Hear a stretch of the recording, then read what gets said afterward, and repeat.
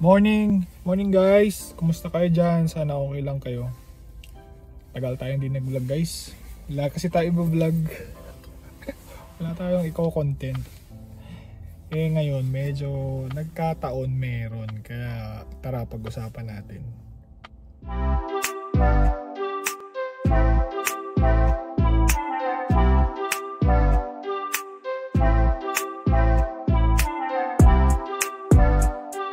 Guys, yung content kasi natin ngayon or yung video natin is about dun sa nakita namin ni Leslie sa Facebook group last weekend. Araw pala ng Monday ngayon guys, kaya kita mo naka-forma tayo, papasok tayo.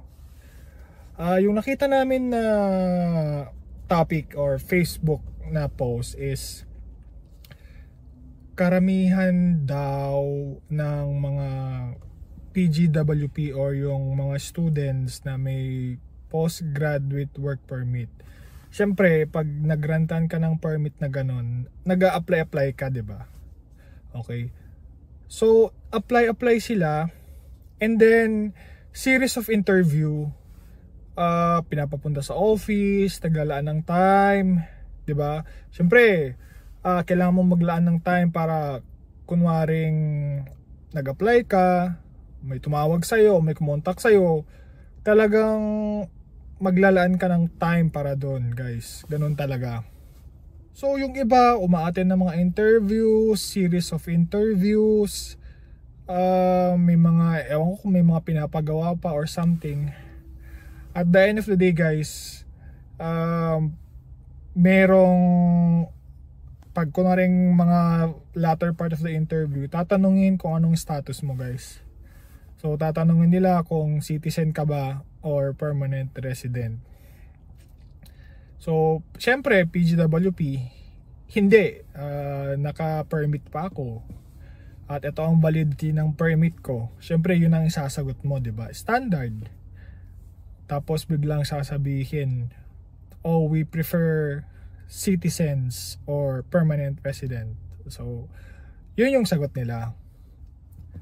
So para sa estudyanteng yun or para dun sa graduate na yun or nag-apply ng trabaho, 'di ba, dumaan ka na sa series of interviews, tapos on the latter part biglang sasabihin yung ganun, 'di ba, nakaka-frustrate kumbaga.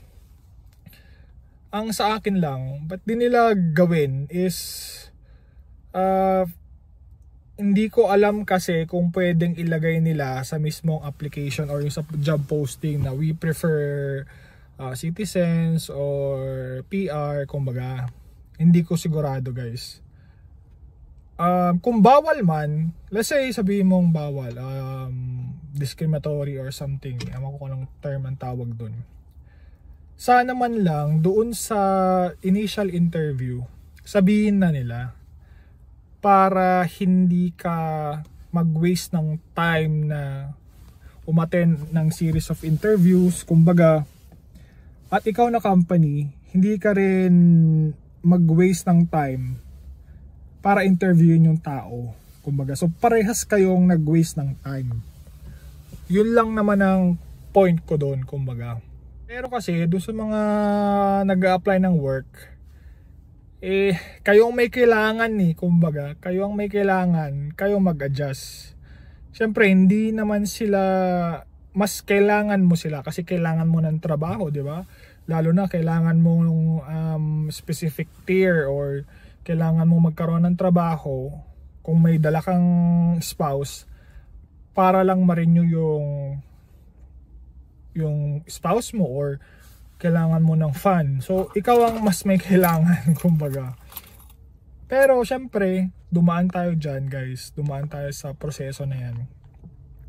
Kaya alam ko yung hirap na maghanap ng work tapos biglang sasabihin i-reject. Kasi guys, share ko lang nung nag-a-apply ako dito sa company ko ngayon, tinanong din nila yan kung ano ang status ko kumbaga. Actually hindi lang ito yung company na in-applyan ko. So nag-apply din ako through agency pero may client silang taga Toronto.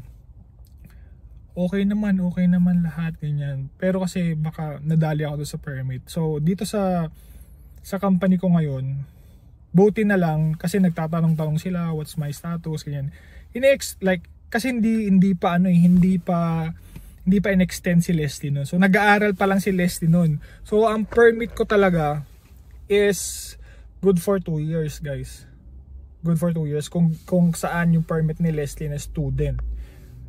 Hindi pa nare-renew si Leslie noon, nag-aaral pa. So in-explain ko na yung asawa ko graduate na. After that, magagrantan ako ng 3 years. Tapos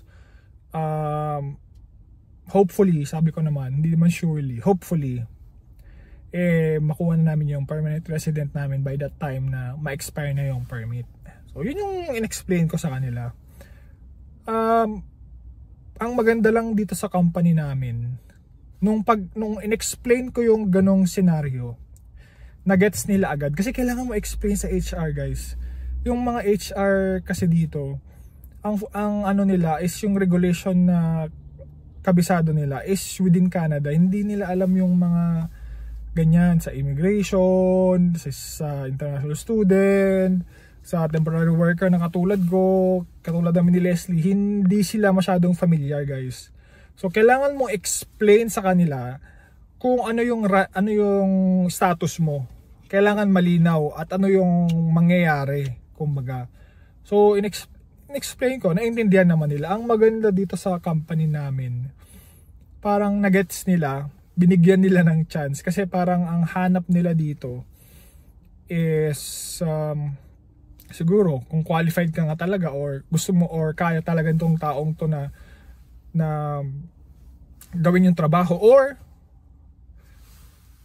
or nakita nila na ikaw yung strongest candidate talaga. Oh well, ganun naman eh. Pag in-offeran ka, ikaw yung strongest candidate. Walang assumption doon, ikaw talaga.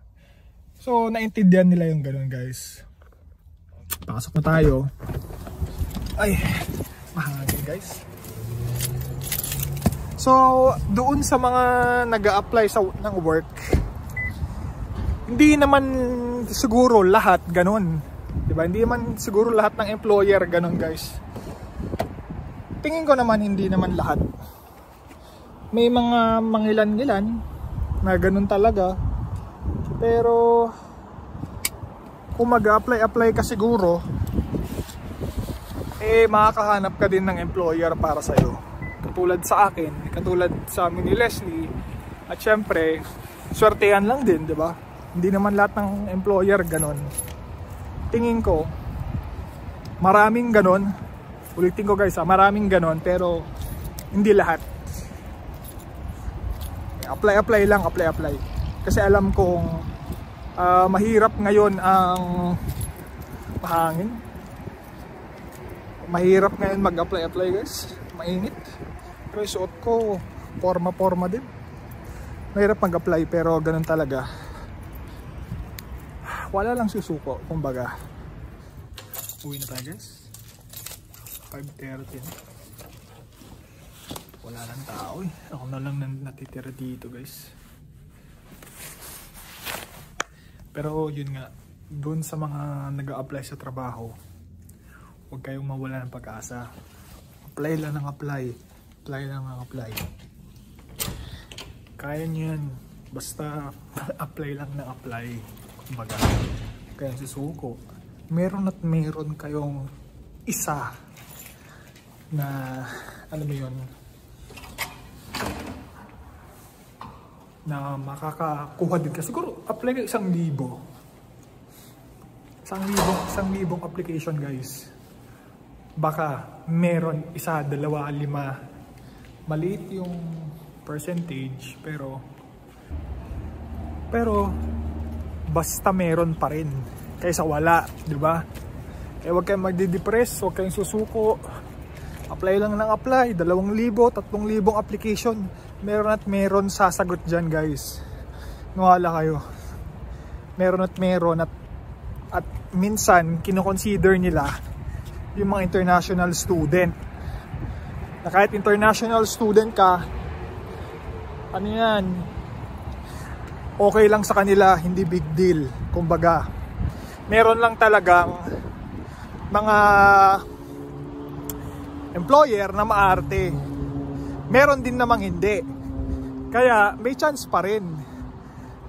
Kaya alam nyo na sasabihin ko, apply lang ng apply hanggang makakuha kayo ng trabaho. Yan, yun lang ang ma-advise ko guys, mga gagraduate or graduate na. Mag-apply kayo na mag-apply. I-try nyo Glassdoor, Indeed, LinkedIn, ano pa nga ba? Doon na, nag-apply lang ako sa ano eh. Actually yung work ko sa Indeed, yan.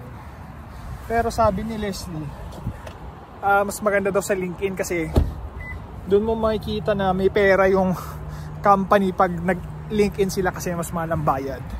So uwi na tayo guys. At marami pa tayong gagawin pag uwi. So yun lang, peace.